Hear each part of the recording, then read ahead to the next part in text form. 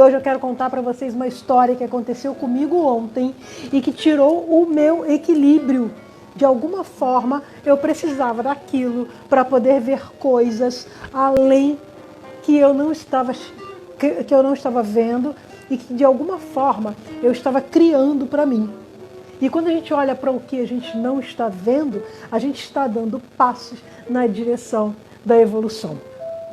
Ontem eu fui em mais uma roda de contadores de histórias que eu amo, uma amiga minha está criando e foi lindo, mas antes de chegar lá, como é bem distante, o que eu faço? Eu deixo o carro próximo ao metrô, pego o metrô que precisa descer em Botafogo e pegar outro ali no mesmo lugar para seguir até Copacabana.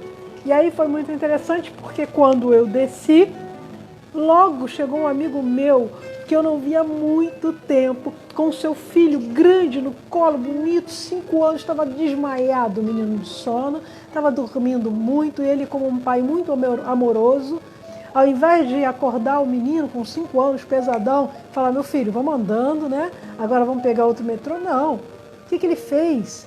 Ele pegou o filho no colo e estava segurando ali com todo o esforço, todo o amor possível aquela criança. E era lindo de ver, e a gente ficou conversando, e para ele parecia um peso super leve. E ele é um pouquinho só maior que eu, né? Eu falei, caramba, esse menino tá pesado. Ele tá, mas eu prefiro carregar o meu filho. Quando o outro metrô chegou, a gente entrou, e quando a gente entrou, as portas rapidamente se fecharam, e nós ouvimos uma voz de uma moça gritando, esse metrô é de mulher. Na verdade, nós entramos e não percebemos que o metrô que aquele vagão era um vagão feminino. E como ela gritou, automaticamente aquilo me despertou algo muito ruim. No início, eu não estava percebendo, não estava prestando atenção, e para mim, o que estava me incomodando, era ela nos criticar por termos entrado num vagão feminino, por ele ter entrado num vagão feminino. E aí as portas se fecharam e ela continuou gritando. E ela foi se aproximando de nós. E numa voz cada vez mais alta. Eu fui ficando irritada. Eu falei, ok, na próxima estação a gente desce. E ela gritava, esse é um vagão feminino, não pode entrar, não pode entrar. Eu falei, tudo bem, a gente vai descer. As portas estavam fechadas. Ela continuou falando, repetindo a mesma estrofe daquela canção. Quando de repente as portas se abriram, nós não tivemos noção de descer. Outras pessoas entrou um rapaz na outra porta bem distante. Ela gritou com ele. Quando eu vi quando a gente percebeu, a porta já tinha se fechado. E o rapaz ficou assim, ok, eu sou estrangeiro, eu não sei, não sabia, eu vou descer na próxima. Então ela gritava com ele e gritava com a gente, por que vocês continuam aqui? E a moça que estava perto da gente viu o meu amigo maior esforço segurando a criança, e a moça disse, ela está fazendo isso com todo mundo. Ela fez com que um senhor bem velhinho levantasse do banco e saísse do metrô.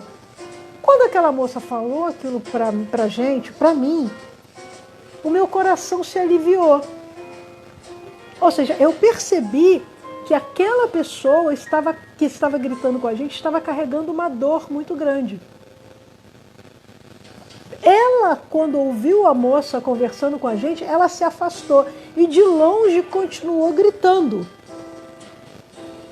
E aí aquilo foi ficando irritante para mim, ou seja, de alguma forma eu integrei a dor dela, porque aquilo me tomou de irritação de novo.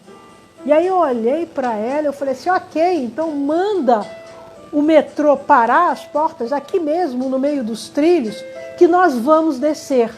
Aqui mesmo, é isso que você quer? A gente desce. Pronto, já era, eu já tinha integrado a dor dela, né? E aí ela se aproximou. Vocês tinham que ter descido. E rapidamente eu olhei para ela. Do nada, eu fiz uma pergunta que eu não deveria ter feito. Acho que foi algo tão cruel que depois eu falei, caramba, mas já foi. Eu olhei para ela e falei, você não ficou grávida, né? Você nunca engravidou, nunca carregou uma criança pesada no ventre ou nos braços? Ela regalou os olhos para mim e foi saindo de mansinho assim. E de longe, ela continuou gritando. E uma outra moça de outro lado falou assim, não precisava tanto.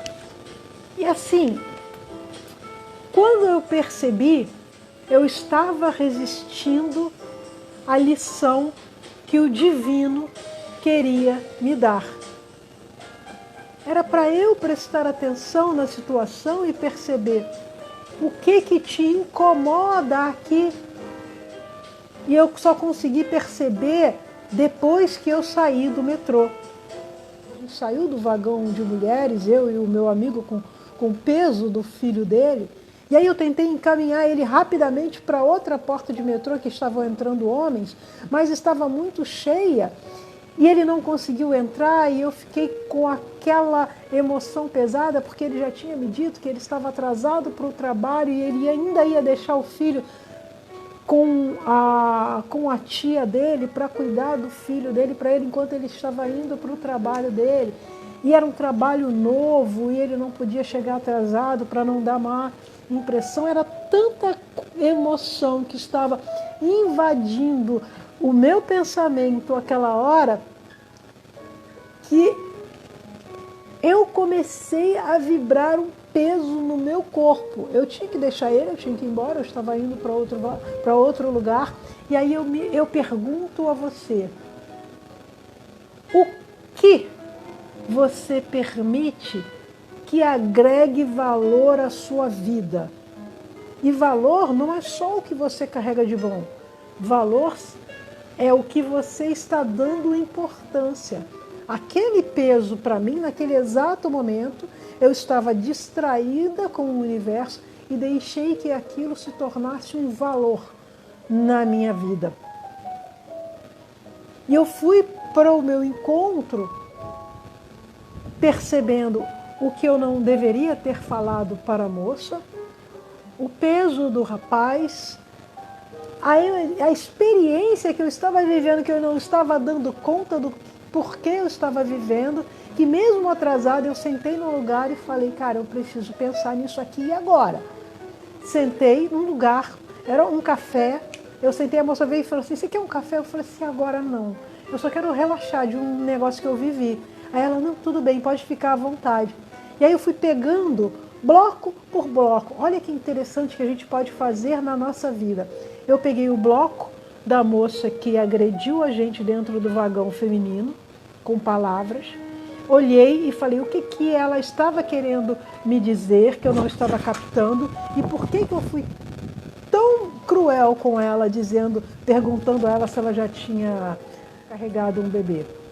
Por quê? O que me incomodava dela? Era o grito. De alguma forma, não era a ação dela querendo pôr a gente para fora do vagão, mas o grito me incomodava. Você precisa partir aquela situação gigantesca, aquela montanha gigantesca na sua frente, em pedrinhas pequenas e perceber o que te incomodou. O grito dela me incomodou. Quando eu pergunto a ela, você nunca carregou uma criança no colo? De alguma forma eu estava agregando a emoção do grito à situação materna. Ou seja, quantos gritos eu recebia da minha mãe e quantos gritos ela não deve ter recebido da família dela, que a fez gritar comigo e me fez carregar aquela sensação de grito de forma pesada. E aí eu pude liberar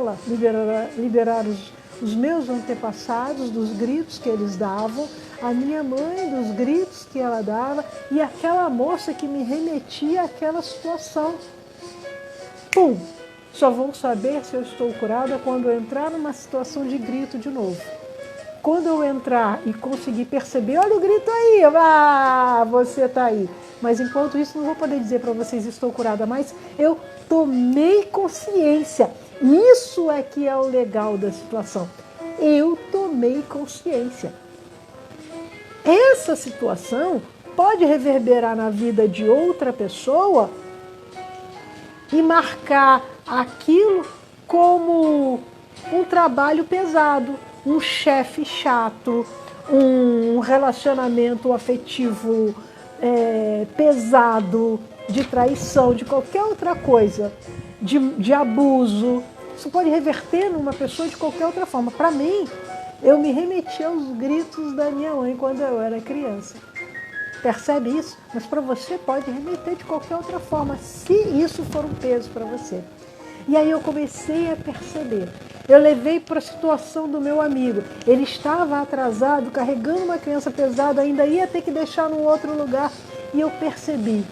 E uma intuição me veio, uma voz me veio e disse: Márcia, a vida é um self-service. Presta atenção. Você pode escolher o alimento que você quer nutrir o seu corpo. Você pode escolher o alimento que você quer nutrir a sua alma. Você pode escolher um alimento que te faz bem ou um alimento que vai te fazer pesar daqui adiante.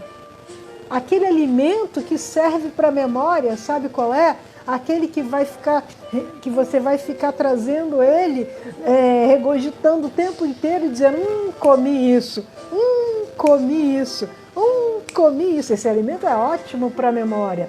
Ele vai te fazer pesar e vai te fazer lembrar: comi isso. Ou você pode fazer um prato super bonito, saudável, passar pelos alimentos pesados de fritura, massa, tudo aquilo que o teu estômago não está pronto para receber naquele dia, passar por aquilo, pesar o seu prato, sentar e agradecer a Deus e agradecer a todas as pessoas que produziram os alimentos, que produziram todos aqueles utensílios que fizeram com que você pudesse estar ali usufruindo daquilo. E aí você se alimenta daquilo. Mas você pode pegar esse alimento saudável também, sentar na mesa e ficar lembrando: por que as pessoas fazem fritura? Por que as pessoas fazem massa pesada? Por que as pessoas fazem coisas engorduradas? Por que esse lugar faz coisas assim? Você vai estar se alimentando daquela energia saudável de forma benéfica para você? Não. O que você vai estar fazendo? Você vai estar negando o que a fonte está te oferecendo. É mais ou menos assim. Você não precisa continuar a sua vida falando mal do que te aconteceu anteriormente. Percebe isso? Aconteceu, aconteceu. Senta, libera e continua a sua vida. Porque a fonte que te guia, ela sabe que a lei da atração rege a sua vida. Quando você continua reverberando aquilo, você vai atrair mais daquilo. Quando você libera, você vai entender que aquilo era só uma interpretação vibracional do que você viveu antes daquilo. Aquilo é só uma situação que apareceu ali. Então o que eu precisava? Era só agradecer a moça. Obrigada por você ter lembrado para mim que o grito me faz mal. Percebe isso? E aí quando eu agradeço a moça, obrigada por ter me lembrado que o grito me faz mal, eu vou estar focando no quê? Na energia da fonte.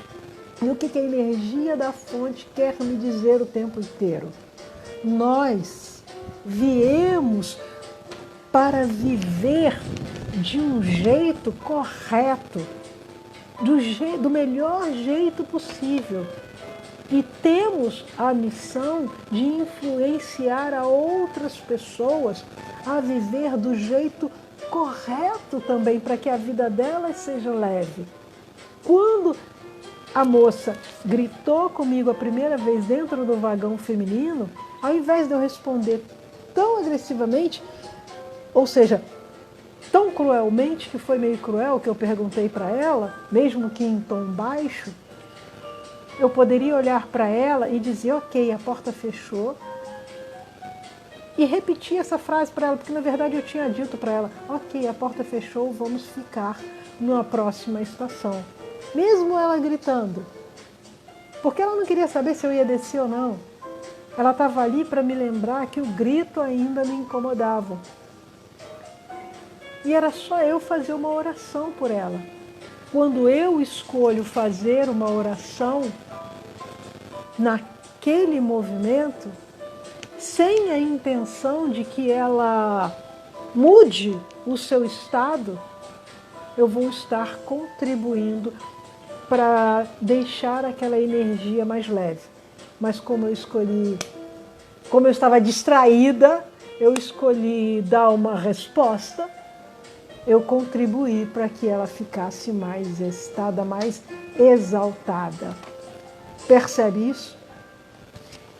Eu até separei aqui uma fala que eu recebi da Ama. Ama, aquela mulher indiana que abraça a gente, né, com seu amor. Ela diz, as impurezas do egoísmo e do orgulho escondem a divindade dentro de nós. A oração é um processo de livrar as nossas mentes dessas impurezas. Quando essa sujeira for removida, experimentaremos o poder de Deus em nós. E aí eu complemento, é de Deus em nós e ao redor de nós. Porque através da oração, as outras coisas, as outras pessoas também vão se transformando. E quando a gente não consegue dar passos na direção da transformação para poder atrair mais dinheiro, mais trabalho, mais relacionamentos tranquilos, é porque nós estamos carregando o peso de algo que nós não estamos vendo. Então, qualquer coisa que aconteça conosco, vem aquela emoção e a gente, puf, deixa a bola sair. E aí a gente se toca e fala, caramba, eu não posso fazer isso. Mas aí, ao invés de a gente limpar, a gente se culpa e diz, eu não posso.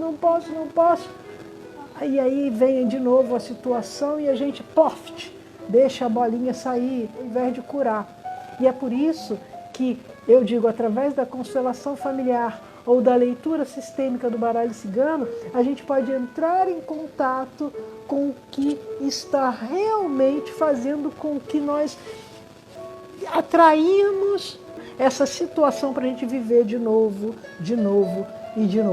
Então, se você vive uma situação como essa, está na hora de começar a limpar. E aí eu te ofereço o baralho cigano sistêmico ou a constelação familiar para que você possa enxergar o que de fato está fazendo com que a sua conta bancária reduza, ou que os seus relacionamentos fiquem pesados, ou que as pessoas te convidem para trabalhar sem dinheiro, ou qualquer outra situação que você possa estar vivendo. Ok? Eu sou Márcia Pimentel, agradeço a sua presença aqui de carinho no coração e digo para você, Namastê. O Deus que está em mim saúda o Deus que está em você. Obrigada, obrigada e obrigada.